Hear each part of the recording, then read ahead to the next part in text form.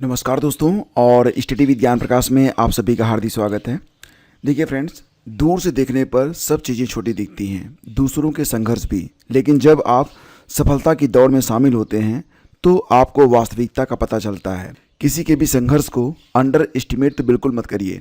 और देखो फ्रेंड्स, जैसा कि आप लोग जानते हैं, बहुत ही जल्द लोअर पीसीएस की वैकेंसी भी आने वाली है और इसमें एग्जीक्यूटिव ऑफिसर यानी कि अधिशासी अधिकारी के 300 पदों को भरा जाएगा। हालांकि दोस्तों, इस बार योग्यता में बदलाव भी किया गया है। जो लोग ओ लेवल नहीं रहेंगे वो लोग अस्थाई नहीं किए जाएंगे। यानी कि अगर आप ईओ बनना चाहते हैं तो ओ लेवल आपके लिए कंपलसरी है। कल कुछ मैसेज आए थे कि ओ लेवल कैसे किया जा सकता है। देखो दोस्तों, इसके दो तरीके होते हैं। या तो आप किसी इंस्टीट्यूट के थ्रू अपना ओ लेवल कर लें, या फिर आप बहुत ही कम पैसे में अपना ओ लेवल व्यक्तिगत तौर से कर सकते हैं। इसके लिए आपको करना क्या है, सबसे पहले तो आप इस वेबसाइट को ओपन कर लीजिए, नाइलिट एकल विंडो प्रणाली, नाइलिट सिंगल विंडो सिस्टम। और यहाँ पर छात्रों से संबंधित जो टैब दिया गया है इसको आप ओपन कर लीजिए। ये पेज आपके सामने ओपन होगा और इसमें आप देख रहे हैं कि ऑनलाइन पंजीकरण, परीक्षा फॉर्म, डाउनलोड परीक्षा फॉर्म, यानी सारे ऑप्शन आपको यहाँ पर दिखेंगे। तो क्या करना है, ऑनलाइन पंजीकरण पर जब आप क्लिक करेंगे तो फ्रेंड्स आपको बता दें कि फ़िलहाल अगर आप ओ लेवल के लिए आवेदन करना चाहते हैं, फॉर्म भरना चाहते हैं, तो लास्ट डेट इसकी जो है 31 मार्च 2026 तक है। तो 31 मार्च 2026 तक आप फॉर्म को भर सकते हैं और आपकी परीक्षा जो है ये जुलाई 2026 में करवाई जाएगी। 4 पेपर होते हैं, आप चाहें तो चारों पेपर एक साथ ही दे सकते हैं, यानी कि 6 महीने में ही। लेकिन फिर भी सर्टिफिकेट मिलने में आपको 1 साल का समय लग जाता है, क्योंकि जब तक आपका प्रोजेक्ट जमा नहीं होगा तब तक सर्टिफिकेट जारी नहीं होते हैं। तो आप चाहें तो आप चारों पेपर एक साथ, या फिर एक एक पेपर करके 4 पेपर आप 2 साल तक भी ले जा सकते हैं। ज़्यादातर जो कैंडिडेट हैं वो 1 साल ही प्रेफर करते हैं, तो 6 महीने से लेकर 2 साल तक का समय आप ले सकते हैं और इस तरीके से अपना ओ लेवल आप कंप्लीट कर सकते हैं।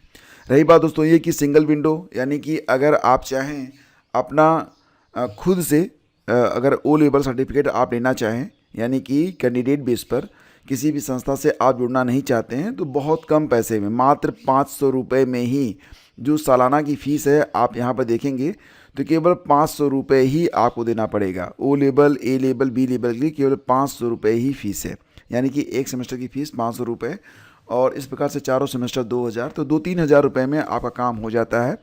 वहीं पर अगर कोई संस्था आप ज्वाइन करते हैं तो ऐसी कंडीशन में, मतलब आप समझ पा रहे होंगे कि संस्था के भी अपने कुछ खर्चे होते हैं, तो आपको कुछ ज़्यादा ही पे करना पड़ सकता है। अब डिपेंड करता है कि कितना आप पेमेंट करेंगे, ठीक है ना।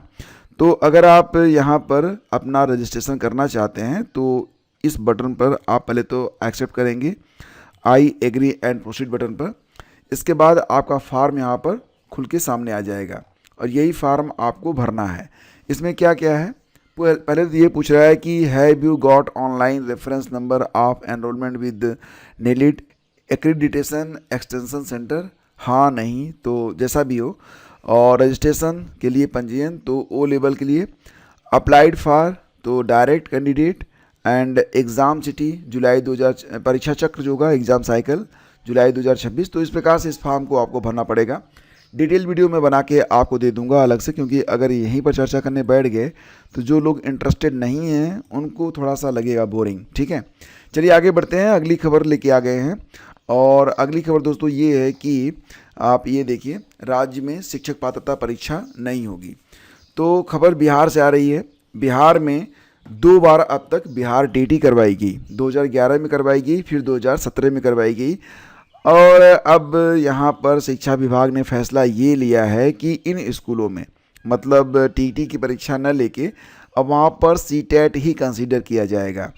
तो शिक्षा विभाग ने 3 साल पहले टीटी आयोजित नहीं करने के संबंध में कहा था तत्काल परीक्षा नहीं ली जाएगी, भविष्य में आयोजन किया जा सकता है। अब सीटेट से शिक्षक बनने को अभ्यर्थी मिल जा रहे हैं, इसलिए टीटी नहीं ली जाएगी। तो मतलब अब बिहार में टीटी की परीक्षा नहीं होगी। हो सकता है कि इससे इंस्पायर होके उत्तर प्रदेश वाले भी कुछ समय बाद बोल दें कि छोड़ो यार, क्या बार बार परेशान करते हो, चलो सीटीईटी से ही करवाते हैं, ठीक है। और सीटीईटी तो हर स्टेट में मान्य है, अगर राज्य मान्य करना चाहे तो फिलहाल तो अभी बिहार में अब बिहार टीटी नहीं होगी, वहाँ सीटीईटी ही काम आएगा। और अभी तो यूपी में यूपी टीटी होने वाली है, देखते हैं कि इसके लिए प्रक्रिया कब बढ़ती है। वैसे डेट तो आ ही चुकी थी कि 2, 3, 4 जुलाई को यूपी टीटी करवाई जाएगी, हालांकि अभी तक आवेदन हुए नहीं हैं। और पीजीटी की परीक्षा 9-10 मई को है, टीजीटी की परीक्षा 3-4 जून को है। और इसी बीच यूपीएससी प्री की परीक्षा भी 24 मई को करवाई जाएगी। और यूपीपीएससी का जो कैलेंडर है ये भी आपने देखा ही होगा। तो अपात्र और महीनों से अनाज का उठाव न करने वाले सूची से बाहर होंगे। बिहार में 33 लाख राशन कार्ड धारियों के नाम कटेंगे। केंद्र सरकार ने कुल मिला के देखे तो 57,01,731 संदिग्ध ऐसे लोगों को शॉर्टलिस्ट किया है जो पात्र नहीं हैं लेकिन राशन उठा रहे हैं। अब इनमें से 51 लाख की पहचान भी कर ली गई है। इन्हें 51 लाख में से 33 लाख तो बिहार में ही निकल आए हैं और अब इनके नाम काटे जाएंगे। हालांकि 4,70,000 लोगों के नाम काटे भी जा चुके हैं। तो मतलब ये है ना, केंद्र ने संदिग्धों की सूची में वैसे कार्डधारियों को शामिल किया था जिनके पास 4 पहिया गाड़ी है, बड़ी कंपनियों के निदेशक के पद पर हैं या आयकर दाता हैं। महीनों से राशन का उठाव न करने वाले भी हैं। मालूम हो कि राज्य में 2.09 करोड़ परिवारों के पास राशन कार्ड है। इसमें लाभुकों की संख्या करीब 8.5 करोड़ है। तो यहाँ पर लेसी सिंह जो कि मंत्री हैं खाद्य और उपभोक्ता संरक्षण, तो इन्होंने कहा कि राज्य में यानी कि बिहार में वैसे लोग भी राशन कार्ड बनाए हुए हैं जो पीडीएस से अनाज लेने के मानक पर खरा नहीं उतरते। और इनमें कोई किसी कंपनी का निदेशक है, कोई 4 पहिया वाहन रखता है। जांच कर जो अपात्र पाए जाते हैं ऐसे राशन कार्ड धारियों के नाम काटने की कार्रवाई चल रही है। इसके साथ ही नए पात्र परिवारों के राशन कार्ड भी बनाए जा रहे हैं। तो चलो, हो सकता है यूपी का भी नंबर आ जाए। यूपी पीसीएस 2024 के लिए जो लोग मुख्य परीक्षा उत्तीर्ण किए हैं तो उनके लिए आज से इंटरव्यू स्टार्ट हो रहे हैं और 23 दिन चलेगा ये इंटरव्यू। 2 सत्रों में 887 पदों के लिए 2,719 उम्मीदवार शामिल होंगे। और आपको पता ही है कि आरओ के लिए अगर आप तैयारी कर रहे हैं तो एआरओ के लिए टाइपिंग टेस्ट भी होती है। टाइपिंग टेस्ट हिंदी के लिए होती है और हिंदी का जो फॉन्ट होता है ये कौन सा रहता है, कृतिदेव 010 और मंगल इंस्क्रिप्ट, इसी पर आपको टेस्ट देना पड़ता है। फिलहाल जो लोग एआरओ के लिए सिलेक्ट किए गए हैं तो उनकी जो टाइपिंग की परीक्षा है ये लखनऊ में स्थित राजकीय औद्योगिक प्रशिक्षण संस्थान ITI अलीगंज में आयोजित की जा रही है। और फिलहाल 4 दिनों में ये टाइपिंग टेस्ट कंप्लीट होगा। उसके बाद रिजल्ट।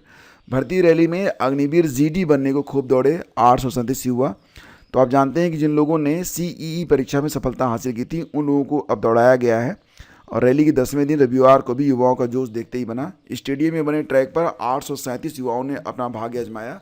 दौड़ में सफल होने वाले जो अभ्यर्थी हैं वो अगले चरण में शामिल होंगे। तो दोस्तों ये आज की पूरी अपडेट है।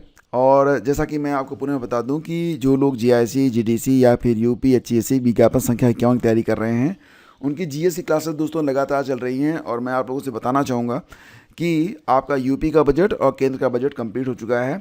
और दोस्तों आज आपकी अगली क्लास भी रहेगी, लगभग 2-3 बजे के आसपास आपकी क्लास जो है स्टार्ट होती है। आप सभी का मोस्ट वेलकम है अगर आप तैयारी कर रहे हैं इन परीक्षाओं की।